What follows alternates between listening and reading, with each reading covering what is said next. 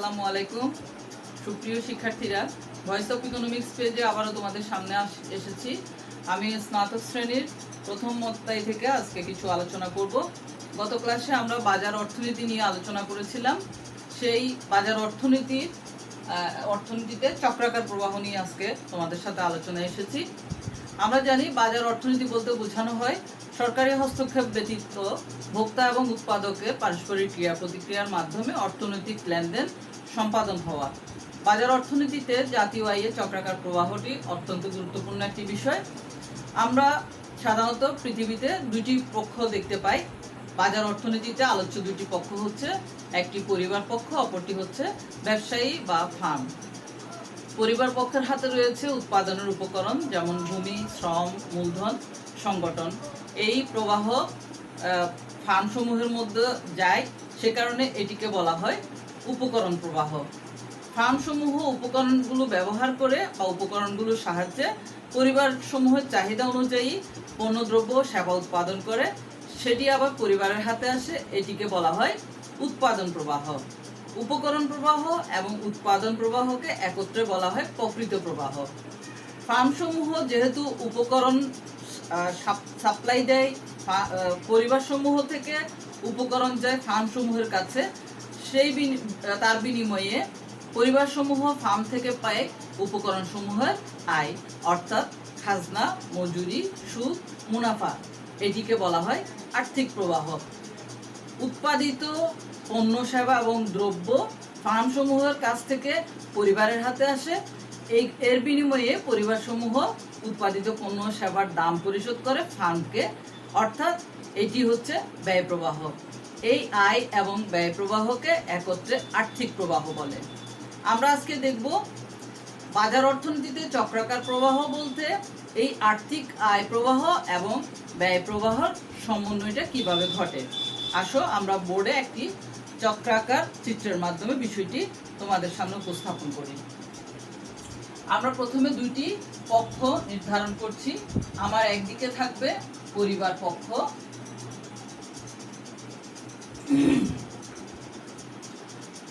অপরদিকে থাকবে ফার্ম বা উৎপাদনকারী। আমি ফার্ম লিখছি সংক্ষেপে তোমাদের বোঝার সুবিধার জন্য।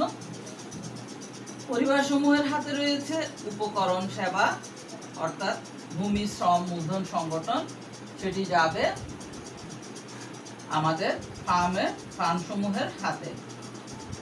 এটি হচ্ছে উপকরণ বাজার।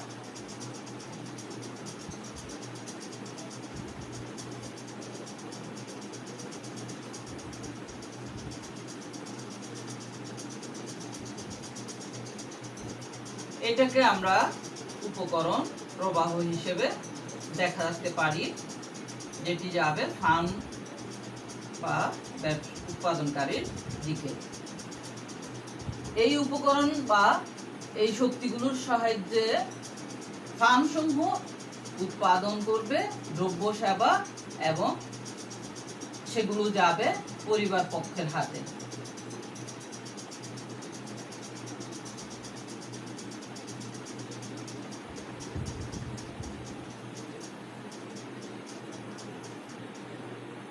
এটিকে বলা হয় উৎপাদন প্রবাহ।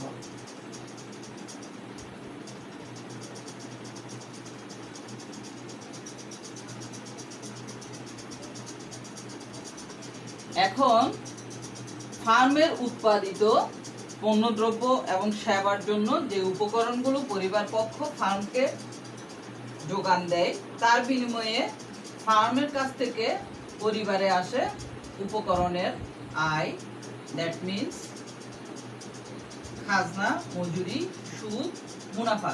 অর্থাৎ এটি হচ্ছে ফার্মের কাছ থেকে পরিবারে প্রবাহিত আয় প্রবাহ। এই আয়ের অংশ পরিবার পক্ষ ফার্ম কর্তৃক উৎপাদিত পণ্যদ্রব্য ও সেবা ক্রয়ে ব্যয় করে। এই জন্য এটিকে আমরা দেখাতে পারি ব্যয় প্রবাহ হিসেবে।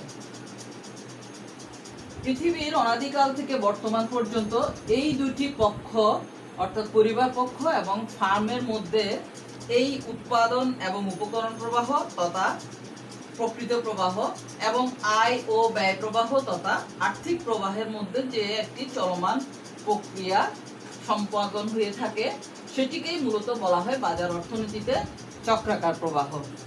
এই চক্রাকার প্রবাহটি আমরা এইভাবে সুন্দরভাবে উপস্থাপন করতে পারি। আসো এবার বাজার অর্থনীতিতে আরেকটি গুরুত্বপূর্ণ আলোচ্য বিষয়, যেটিকে আমি গত ক্লাসে বলেছিলাম, অদৃশ্য হস্ত।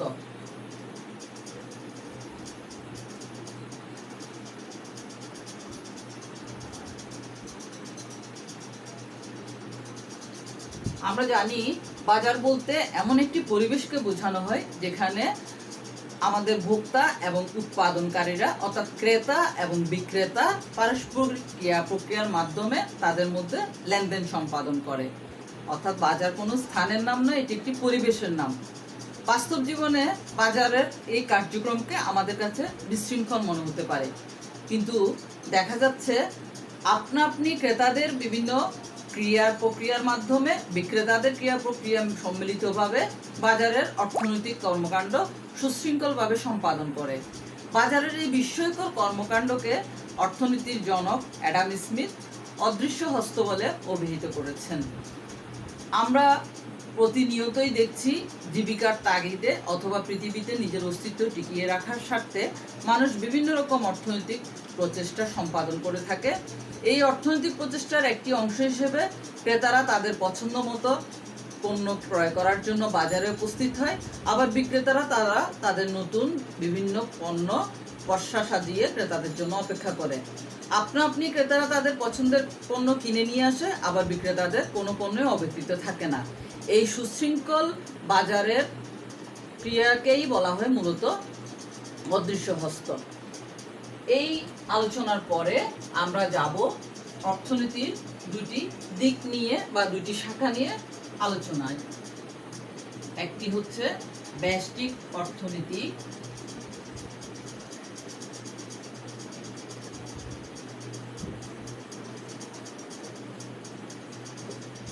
এবং পরেরটি হলো সামষ্টিক অর্থনীতি।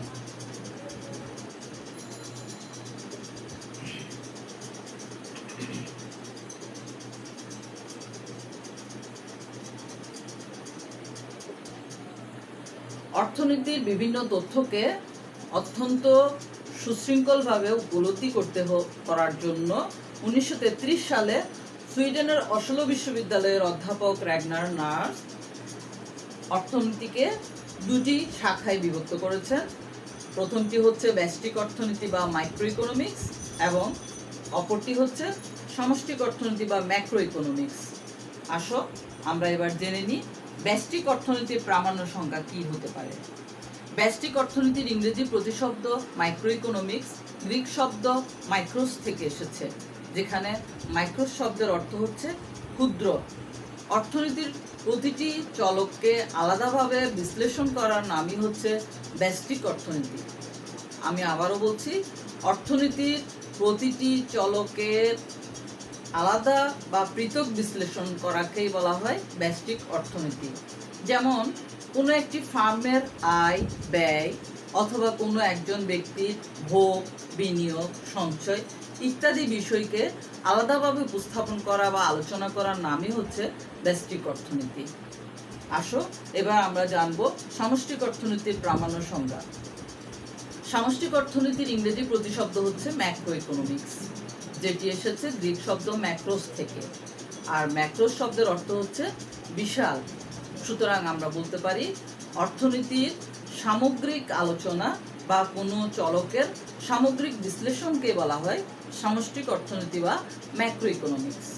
আমি আবারও বলছি, অর্থনীতির বিভিন্ন বিষয়কে একত্রে বা সামগ্রিকভাবে আলোচনা বা উপস্থাপনের নামই হচ্ছে সামষ্টিক অর্থনীতি। যেমন জাতীয় আয়, জাতীয় সঞ্চয়, জাতীয় ভোগ, জাতীয় বিনিয়োগ ইত্যাদি বিষয়গুলোকে সামগ্রিকভাবে বিশ্লেষণ করাটাই হচ্ছে সামষ্টিক অর্থনীতির আলোচ্য বিষয়। আসো আমরা ক্ষুদ্র পরিসরে জানবো এই দুটি শাখার মধ্যে কি কি পার্থক্য থাকতে পারে। প্রথমে আমরা জানলাম ব্যষ্টিক অর্থনীতির ইংরেজি প্রতিশব্দ হচ্ছে মাইক্রো ইকোনমিক্স বিপরীতভাবে সামষ্টিক অর্থনীতির ইংরেজি প্রতিশব্দ হচ্ছে ম্যাক্রো ইকোনমিক্স। আবার আমরা জানলাম মাইক্রো শব্দের অর্থ হচ্ছে যে ক্ষুদ্র, আর বিপরীতভাবে ম্যাক্রো শব্দের অর্থ হচ্ছে বিশাল। ব্যষ্টিক অর্থনীতি আলোচনা করে অর্থনীতির আংশিক ভারসাম্য বিশ্লেষণকে, বিপরীতভাবে সামষ্টিক অর্থনীতি আলোচনা করে অর্থনীতির সামগ্রিক ভারসাম্য বিশ্লেষণকে। ব্যষ্টিক অর্থনীতি মূলত ক্ষুদ্র ক্ষুদ্র এককের আলোচনা উপস্থাপন করে, বিপরীতভাবে সামষ্টিক অর্থনীতি কোনো বিষয়ের সামগ্রিক আলোচনা আমাদের সামনে উপস্থাপন করে। তাছাড়া ব্যষ্টিক অর্থনীতি থেকে কোনো অর্থনীতির সামগ্রিক রূপ আমরা পাই না বা সঠিক তথ্য আমরা জানতে পারি না, কিন্তু সামষ্টিক আলোচনা থেকে আমাদের অর্থনীতির পুরো চিত্রই সামনে চলে আসে। এই দিকগুলোই মূলত ব্যষ্টিক অর্থনীতি এবং সামষ্টিক অর্থনীতির মধ্যে মৌলিক পার্থক্য হিসেবে দেখা যায়। যদিও তাদের মধ্যে কিছু মৌলিক পার্থক্য সুস্পষ্ট রয়েছে, কিন্তু ব্যষ্টিক অর্থনীতি এবং সামষ্টিক অর্থনীতি একে অপরের পরিপূরক হিসেবে আলোচিত হয়। যেমন ব্যষ্টিক অর্থনীতি ছাড়া কখনোই আমরা সামষ্টিক অর্থনীতির আলোচনা পেতে পারি না। আবার সামষ্টিক অর্থনীতির আলোচনা থেকেই আমরা ব্যষ্টিক অর্থনীতির ধারণা নিতে পারি। যেমন কোনো দেশের জাতীয় আয় থেকে আমরা তথ্য পেতে পারি ওই দেশের জনগণের মাথাপিছু আয় কত হতে পারে। আবার বিপরীতভাবে একটি দেশের ক্ষুদ্র ক্ষুদ্র সঞ্চয় বা ব্যক্তিগত সঞ্চয়ের সামষ্টিক রূপই কিন্তু আমাদের জাতীয় সঞ্চয়ের ধারণা দেয়। সুতরাং আমরা দেখতে পাচ্ছি ব্যষ্টিক অর্থনীতির আলোচনার উপর সামষ্টিক অর্থনৈতিক আলোচনা যেমন নির্ভরশীল, ঠিক সেইভাবে সামষ্টিক অর্থনীতির আলোচনার উপরও কিন্তু ব্যষ্টিক অর্থনীতির আলোচনা নির্ভরশীল। অর্থাৎ ব্যষ্টিক অর্থনীতি এবং সামষ্টিক অর্থনীতি একে অপরের পরিপূরক নয়, বরং এই দুইটি শাখা একে অপরের বিকল্প হিসেবে অর্থনৈতিক তথ্যকে আমাদের সামনে উপস্থাপন করে। সুতরাং তাহলে শিক্ষার্থীরা, আজকের ক্লাসে আমরা বাজার অর্থনীতিতে চক্রাকার প্রবাহ, অর্থনীতিতে অদৃশ্য হস্ত, আমাদের অর্থনীতির গুরুত্বপূর্ণ দুটি শাখা ব্যষ্টিক অর্থনীতি এবং সামষ্টিক অর্থনীতির প্রামাণ্য সংজ্ঞা, এই দুইটি বিষয়ের মধ্যে মৌলিক পার্থক্য এবং এই দুইটি শাখার মধ্যে তুলনামূলক আলোচনা সম্পর্কে জানলাম।